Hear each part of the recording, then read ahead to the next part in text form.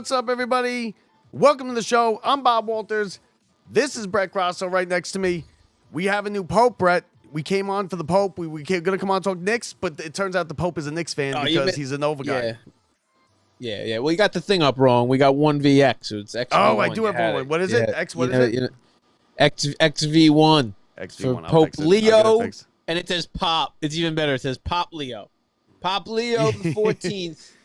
Listen, we're on the fly here. Let me tell you. And the first American Pope, if you did not know. This is unbelievable. His name's Robert Prevost from Chicago. But the best part about this Pope, and if you don't know, he's been in conclave during this whole Knicks Celtics series, so he has no idea the Knicks are up 2-0. He's a Nova. He's a Nova Nick. If you did not know, Nick. From Villanova. Brett, he's a Nova Nick, the new Pope. God is on Nick's side now. This is big deal. This is a big deal, Bob. I mean, not for me. I don't care either way, but it's a big. No. For the Knicks, orange smoke, Bob. Orange smoke. Orange smoke came out. That's right. People are gonna think we came on here to do a Pope show, but but it just so happens the Pope walks out on the balcony, Bob. How often does this happen? We're going live as the Pope walks out. You should have walked out with like a in our lifetime. What is this, our third Pope or our fourth Pope? With the dust. Is this our fourth Pope? I think he's our fourth Pope, I believe. What, Bob, in our lifetime? In our lifetime? No. Yeah. We've had more than 4 popes, right? Five? John Paul. Pope John Paul for a long time. Our whole life with Pope John Paul. You waited a while. These popes nowadays are no, and then after that, who did we get? I think we only had 2 since then. This is Benedict. number 4. Benedict? Yes, Benedictine, who never really left. You know, we got rid of him because of the issues he had that we didn't want to talk about. But and then the last guy, 2 other guys. Yeah. 5th Pope. No, and that's. I think this is 4, but 4 or 5 doesn't matter. Anyway, this one's a Nick. First American Nick Pope. First American Nick Pope. First a Nick fan Pope. Yeah. This is nice. Do you think he had them? He wanted the vote to go, and they wanted to finish it off just so he could make sure he could see the game on Saturday? No, I don't. They didn't know, Bob. Full conclave is nothing. There was no access. You understand? Cardinal Dolan, the big Knicks fan, New York Cardinal, forever older guy, not really in the running for Pope. He went into conclave along with this Pope, who's a Nova guy, and I imagine he's watching his Nova boys. They have no clue. The only people in the world that don't know the Knicks are up 2-0. Do you think Dolan even believed it when he walked out? Or the Pope? Dolan's not there anymore, but Dolan retired, bro. Dolan was at the games. He was probably at the games. Dolan retired. He's not even our Cardinal anymore here in New York. Oh, he's fully out. He's fully out. Come on, Brett. Don't be coming on here with. I'm totally lost on my. I'm so. Yeah, I didn't even. Why would you give up being? He retired a couple years. I don't even know who our Cardinal is now, but it's not Dolan. Why do you give up being Cardinal? Because he wanted to retire. He doesn't want to deal with that. You know, he's dealing with all the little boys and stuff. He doesn't want to deal with that. But anyway, Brett, the New York Knicks, everybody, the Knicks are up 2-0 on the Celtics. The unthinkable. I mean, I don't even know what to say because who is this team, Brett? We said the Knicks can't play defense. They won 2 games with defense. We say Josh Hart isn't an offensive guy who scores a ton of points. He's more of a rebounder, fast break. He's the leading scorer yesterday. Brunson only 17 points. Brunson hits 2 clutch free throws at the end, and I had never had a doubt that those were going to be good, right? Someone's on the line, and I'm like, the first one rattled in a little bit, but the first one's the important one. No, I know, but once that one went in, I was like, all right, they got it. Let me tell you, Josh Hart. At first, I hated that he was the leading scorer. It was the Knicks have no chance at winning any game in this series if Josh Hart's our leading scorer, right? There's no way. But the truth is, him stepping up in that spot, they needed somebody to get him some offense when they were down 20 or to show him some kind of spark. And Josh Hart's been that guy. Like, when everybody else is done and you see they're hanging their heads, Josh Hart isn't. And let me tell you, he stepped up. And then later, that fourth quarter, Mikal Bridges, Jalen Brunson. I mean, Mikal Bridges is Scottie Pippen now. He's all of a sudden making that was a great block. Like he came from behind him. Oh, it was an incredible and it was block. They knew that play was coming.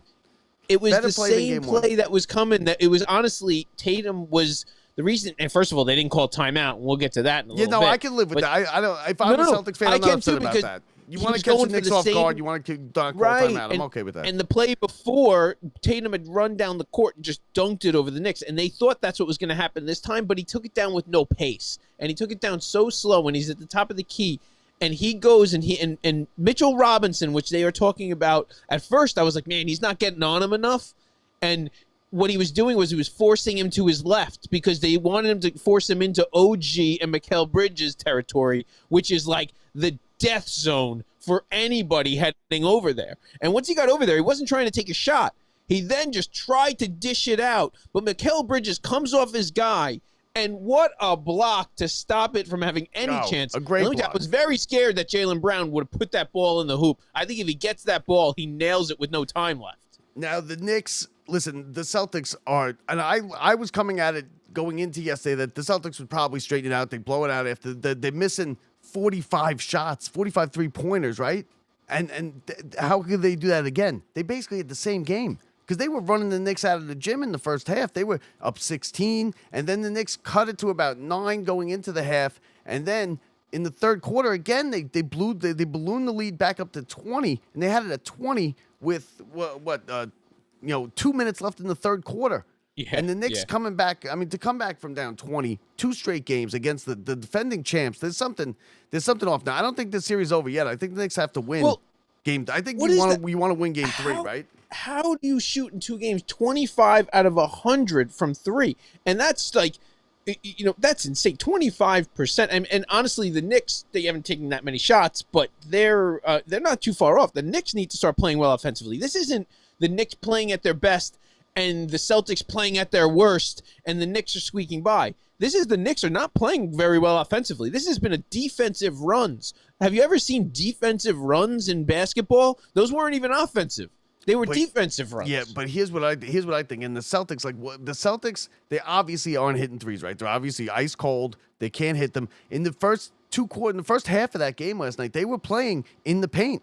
They weren't shooting a ton of threes. They were dominating the game. They had a big lead against the Knicks. The first quarter, they dominated the paint. The Knicks only scored 13 points in the quarter, and then they slowly just got back to the who they are, which is just chucking up threes, and it just went south for them. And they went like 6 or 7 minutes in that fourth quarter, the Celtics did, without scoring a point. The Knicks went on a 21-2 run to end the game. They had something like a 38-8 run in the third and fourth quarters. Like, why would you not go to the rim if you're the Celtics? Why would you continue to shoot threes? It's kind of incredible, and especially with it put the Cats in trouble, in foul trouble. And the more they were doing that, the reason the Knicks were actually, I thought, in the most trouble is because when they were down 20, like you said, Cat's in trouble. There's other guys. Nobody scored. Brunson didn't score anything. The whole point was they're going to shut down Brunson, and we got nothing else to worry about in this series, right? And then you're like, no, you got a lot to worry about. Well, those boards, so 17 boards or something like that for Cat. Obviously a double-double, but, putting up decent numbers when we needed him the most. And Mikal Bridges, all 14 points in the fourth quarter, not having a bucket. And then it's the fourth quarter, and out of nowhere, and you even saw it on one of the runs. Now, Brunson took control a few times, but once or twice you could see he was actually going out of his way to make sure Bridges got the ball because he recognized that guy isn't going to miss right now. No, and it was just awesome. Like Brunson, that was a great play. Now, let me ask you this. Because we sat here and we said Brunson is he's a great player, but he's not great. He's not Jordan. He's not LeBron. He's not Kobe. He can't win the games by himself. And the Knicks had their whole offense just running through Brunson. It was Brunson and Towns, and Towns was taking threes, and Brunson was going to the hoop and shooting. But the best part was Brunson recognized that Bridges was hot. And he didn't. Normally, Brunson would have taken every single one of the shots. And the problem is they would have known that. And they were all over him. If you watch, they weren't even letting him get inside the 3-point line most of the time. Yes, he got in there with a couple of those really nice moves, on the transition. But let me tell you, when he all of a sudden decided to give that ball up and he ends up giving that out to, watching Bridges, or even those little dishes inside that he had to Hart, where Hart is so sneaky, and they double team Brunson, and Hart just leaks out, and a little one under the basket, and Hart, that's huge, and man. The big recognizing that is the best part of Brunson's game, not just making those teardrops. And I think the big thing is that it's coming from everywhere, right? It's every player that plays that gets any minutes, it's coming from them because the first game 1, OG was clearly the star, right? He had a bunch of big shots. He made big defensive plays. He was the spark plug. He was a great player in that game. He only had like 6 points last night, and now you had Hart step up. So who is this team? Like, who is it? Like, we haven't seen this team. This team I feel like they gelled and they came together in the last 5 days. But it's not even, it is that. That's exactly what it is. You watch and you go, this team was a team who didn't even have it all done. They became who they were when Brunson went down. Now, their biggest problem was figuring out who they were once he came back, which was the day before the season ended. It took a whole series for them to kind of figure it out. Not only that, they played such a physical series, and now they're coming in to playing a series versus a team who, honestly, without Porzingis out there and a couple other guys, they're maybe great at basketball, but they're not as physical. So now the Knicks actually can get back to playing basketball for the first time. They were playing, street ball over with the Pistons. Now they're out here playing basketball for the first time, and they're starting to feel their groove. The guys are kind of feeling their spots. Brunson's not the only guy that can do it. Other guys can. And let me tell you, everybody else is looking tired at this time in the year, but Tibbs, his team, they run the court every day, and this is how they run every day. This isn't new to them. This is how they play every game. Yeah, but you could tire. You're right. Listen, it's an odd injuries aren't there right now. It's an odd round of playoffs. Not there. No one's ever seen anything like this, right? The home team has lost every game except for last night, and the team and OKC when they won, they almost scored 200 points. They almost put 200 points. They put like 187 points.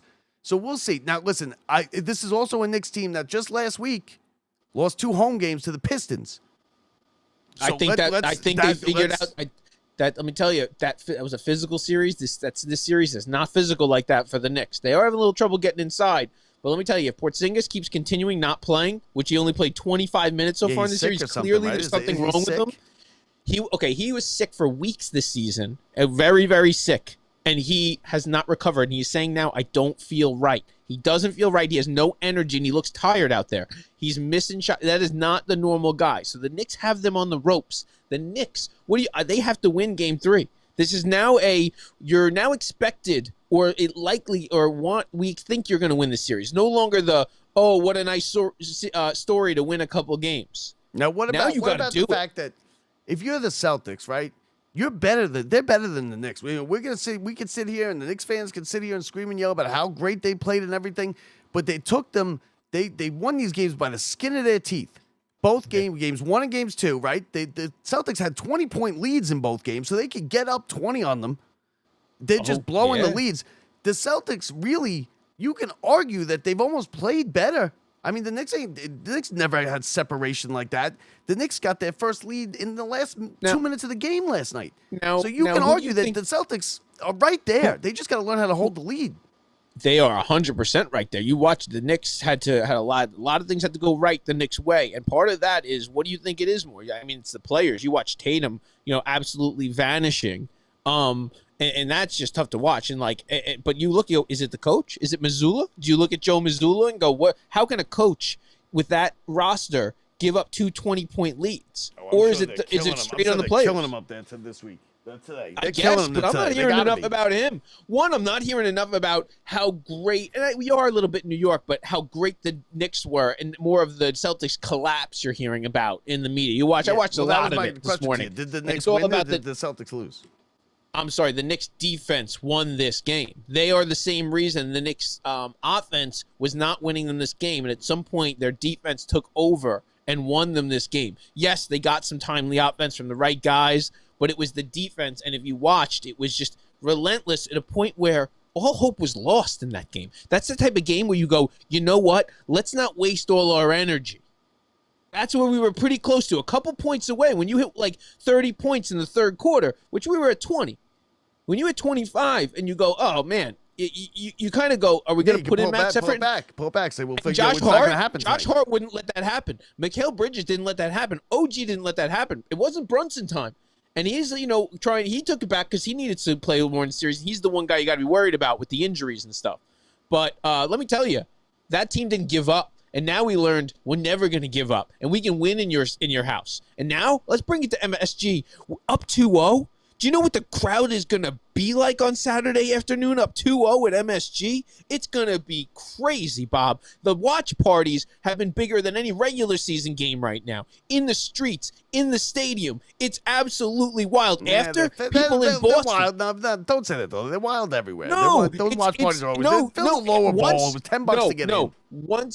I'm not saying that. I'm saying once they won these two games, it's now like become a thing. This is about to be big. Like this Garden is going to be rocking. And I really hope the Knicks come out firing and ready for this because they need to step on their throats and they need to win this game. Or you don't want to go down and lose both of these games at home and go back to Boston or you're in trouble. So there have been 429 series where the team had a 2-0 lead. 92.7 of those series, which is 92.7 of those series ended with the team who took the 2-0 lead winning the series. Only 34 of those 429, the team that led 2-0 lost the series. And I don't mean, and that doesn't even count Bob? The fact that they won the two games. The Celtics have to win 4 to 5 and they have to win 3 of them in the Garden. I love it. I love the stats. I think it's the greatest thing ever. We all know you win those two games. We were talking about if you win one, you got a shot. Now we're talking about they won both. Yeah, but I mean, if you're 3-0 and Boston wins one, you're okay. They don't have the momentum. But if it's 2-1, now you start to worry. You have to get to you're right. You have to get to 3-0. But truthfully, I will take either win. So we can talk about that. You win either one of these games at home, I'm feeling good. You lose them both where I'm not feeling like that at all. But, I really listen, I believe this team is feeling good. I feel like some guys have found their spots. I really believe they're going to come out and hopefully not have a 20-point deficit because they can't expect to go win games when you're down 20 anymore in the third quarter. That's not going to happen. You can say maybe a third time. I have it right here with fees and everything included. What's the get-in price? What do you think is the get-in price for Saturday? I have it. So you don't even have to look it up. I'm asking you. I have it right here. I know. I'm thinking. I know. I don't even want to be crazy about it now, but you're probably at 6, right? 5, you're at over 8.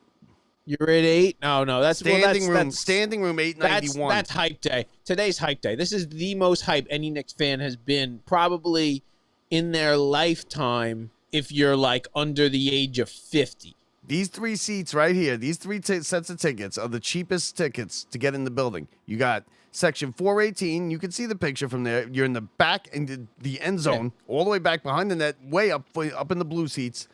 $886 anywhere all fees. In there, though. Standing room. Well, I don't even know where standing room is. No, they're not great. Those are not good seats. Standing room. I'm not sure where standing room is. $891. Section 319, a little bit better, but you're still up $900, Brett. It's $900, and that's considered a great deal. Look at that, $900 is considered a great deal. I think you'll get in at like $490 probably at but if you wait till the half hour. But I don't know that's right. I don't know that's right. There may not even be anything available. There may not be anything available. No, they're gonna sell it. I don't know now. Yeah. I don't know if these are selling. You could put these tickets up for $25,000. It doesn't mean they're selling. I don't know if they're selling, but that's look and the fact that StubHub is calling $900 for the blue seats up in the end zone behind the hoop, an amazing deal, and that section 319 behind the hoop is a great deal. Means that they just, and if you look at the little graphic ahead of the Garden, that means they did sell. That means they sold for that. If it's saying good deal, that means they have sold for that. No, it just means that the other tickets are more expensive. Like, look, you got $3,000 sitting in the 200s. No, it means there's nobody even listed for less than that. That means they haven't been listed for less than that. Yeah, it's pretty crazy. Who knows? Do you even have the fees clicked into that or no? Yeah, no, I have the fees clicked in. That's all in. That's all in. Sure. $900 all in. You can go to. I don't like that game. That's not worth it. I was no. No way. I would much rather, dude, at home or like wherever, or even at a cool watch party. If that's what you're into, you want to be like around a bunch of people who are Knicks fans. Like, okay, there's plenty now. Now it's like when you like that stuff, especially some people live in the city, like you're over there. Crazy watch parties. I mean, we have them here too, but or not the one at the Garden. We're talking, or the one outside in the park. Right there, they have it. You're in the streets now. It's now. right outside Penn Station. They're doing a good job of it. Finally, for the first time. It wasn't like that when we were kids. They didn't have watch parties like that when we were kids. What they have outside? They have and I saw it last night. And I was talking to my wife about it. I was trying to figure out if I saw it at Grand Central or at Penn Station right outside. The racquetball. The pickleball. Oh, It's yeah, like a yeah, huge, yeah. like glass Yes. thing right there. It's like I Oh, think that's it's cool. a gym. I think it's a gym, but they have like official pickleball courts, and it's all glass, and you can like everybody's watching the matches or whatever. Yeah. But I mean, yeah, I mean, would you? I'd go to It's- the watch party. I think the watch party. I'm not going to the watch party though when the game's inside. It was rough enough sitting at the bar at City Field with the Mets game in April that I wasn't going to. No. Today's a beautiful day if you were out there for a day, but all of a sudden you start playing, it's not going to be nearly as nice some of these other days. But no, I'm into, watch party. Just let me watch at home. Sorry, $1,000 to go watch what's probably going to be after two amazing wins. You're going to hopefully see something like game 1 and 2, and those things don't come too often in your lifetime, let alone when you think you're going to go to it. You're going to go to game 3, pay the $1,000, and the Knicks are going to lose by 28, and you're not going to be nearly as excited about dropping But it's going to be 1,000. 1,000 plus you put 500 on the Knicks.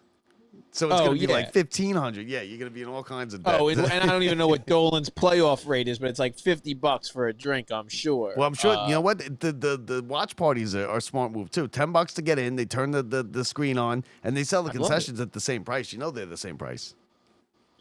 Yeah, no, but you're Team right. It store, depends on the getting place. Some people. of them are just bars. You go to the right bar, there's just a nice, you got a good thing going. But you're talking about the full watch party when you're at MSG and like, $10. It's only $10 to get in. They should treat it more like $5 Tuesdays they do at City Field. That can be nice, but you're right. They get you good. So I think the good signs here is that, like I said, total team effort. You have guys coming out of nowhere. For the last 2 years, it's been Brunson and Randall, or Brunson and Cat, and now good you team got shuts guys that coming out down. of there. Brunson was Yeah. not the best. He scored 17 points last night, Brett. 17 and 7, I think, was his numbers. Yep. And that is not a Brunson line where the Knicks win a game, let alone a playoff game on the road where you come from behind 20 points.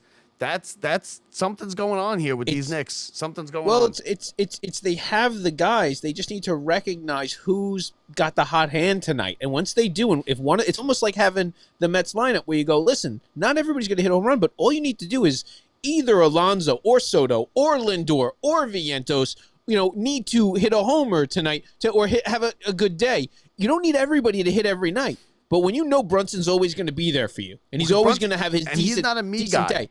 He's not a me guy where he wants it to be like it was. So he doesn't care. All of a sudden, the only issue they've had all year is they tried to do that with Mikal Bridges. He wasn't making the shots. They tried to do that more with OG. He wasn't there. And now all of a sudden, if one of those guys steps or Cat too, and now Cat's like playing full force, like not like, it's just a Tuesday playing San Antonio. No, and OG's had good games over the course. But it's Cat too. No, but it's really that I think they recognize the moment and that they realize that these guys aren't 100% max effort in the middle of the season. They aren't. Now they are. But are we giving the Knicks too much credit? Is it a collapse? It's 2 collapses by Boston, isn't it? I was just going to say, you have to you're not giving them too much credit. But they had the because ball. They had the ball in both games with the last shot with a chance to win the game, put a bucket in, win the game, and they screwed up on both of them. The first one was not in like that pass either. The first game one, and yesterday was, great defensive play, brilliant, coming from behind, blocking it like that. But they had the ball. The champs had the ball on their floor with a chance to win the game, and they blew it both games, and they blew 20-point leads. Is that a collapse? And they couldn't hit the lid on the rim from 3 points.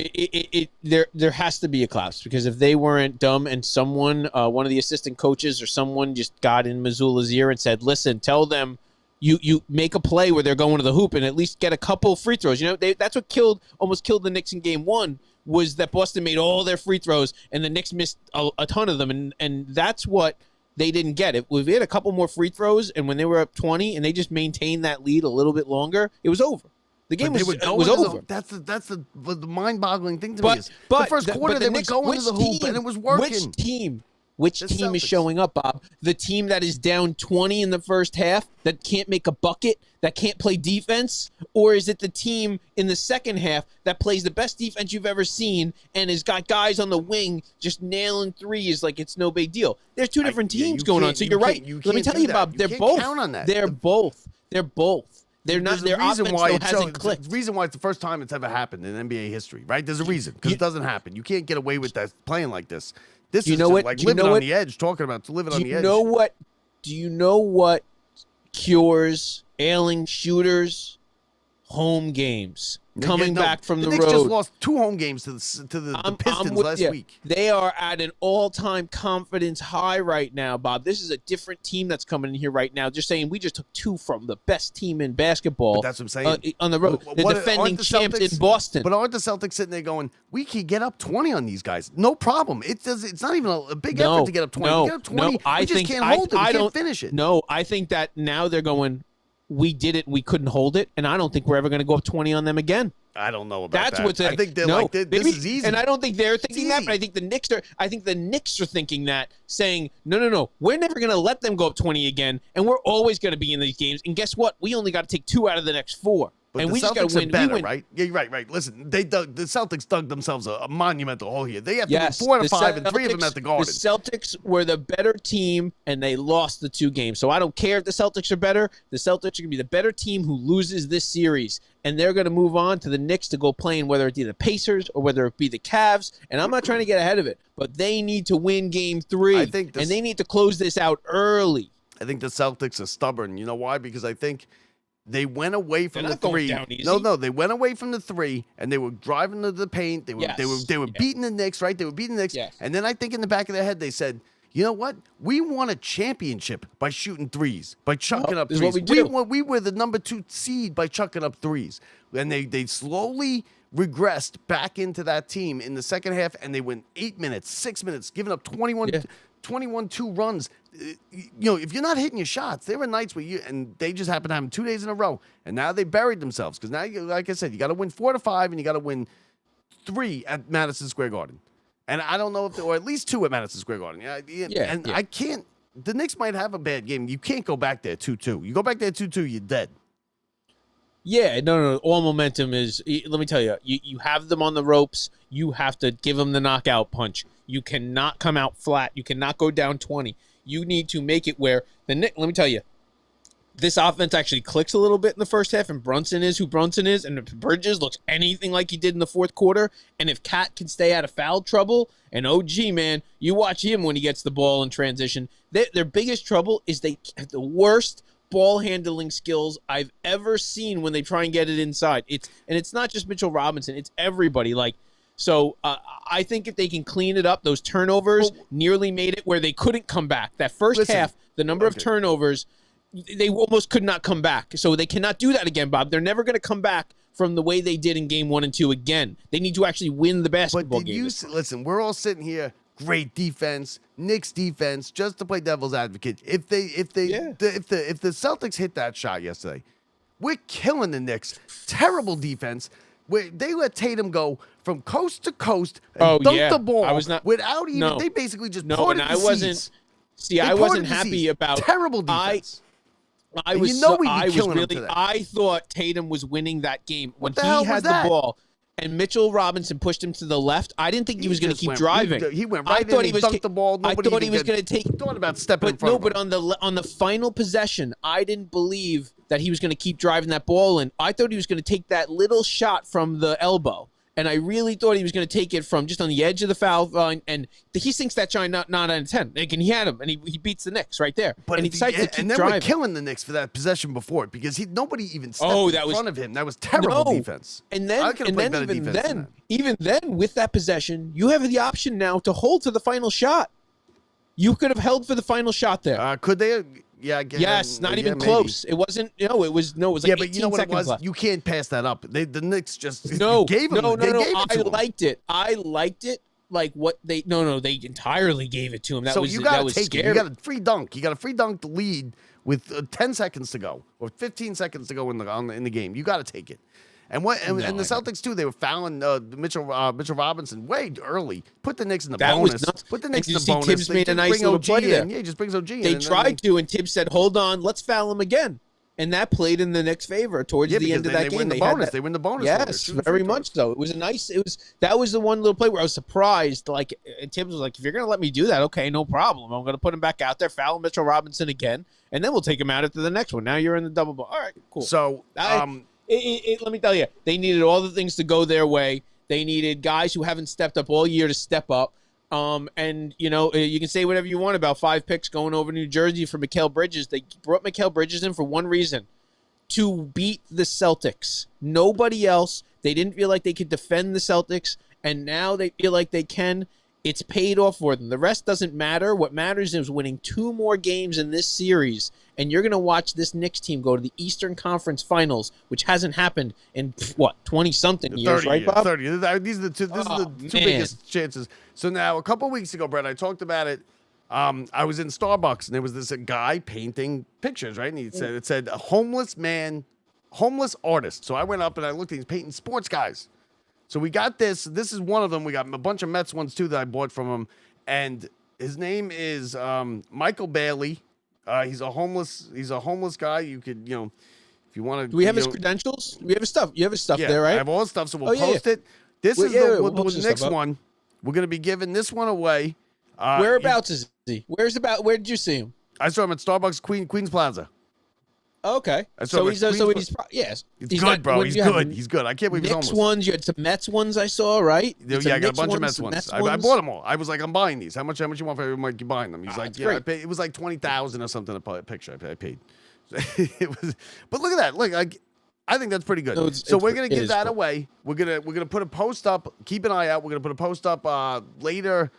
Probably tomorrow morning. If you want my honest opinion, I'm probably gonna do it by tomorrow morning. So tomorrow, we'll get it up. And you're gonna like and share, and you're gonna make sure you follow us on any of our social media, whether it be Instagram, TikTok, Instagram, Twitter, Facebook, TikTok, or X, whatever it is. So that's it, Brett. I got stuff to do. I got work tonight and everything like that. So we got nothing. We got the Mets off tonight. Right now, the Mets games all weekend. We got the Knicks off, and then we got to gear up. We got MSG Saturday afternoon, 3:30. Knicks. I was all ready to kill everybody about how bad the NBA playoffs is and how nobody probably watched that Winnipeg Jets game the other night where they got 2 goals and then these 4 days happened with the NBA playoffs, and it's just been out of control. And you can't even rag on them now because they've been unbelievable. You got 3 road teams.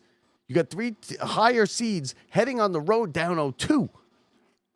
Bob, I can tell you right now, I don't know many people who gave them a shot, but I gave them a shot. Yeah, I told you they're going to get one. Let me tell you, I will not lie.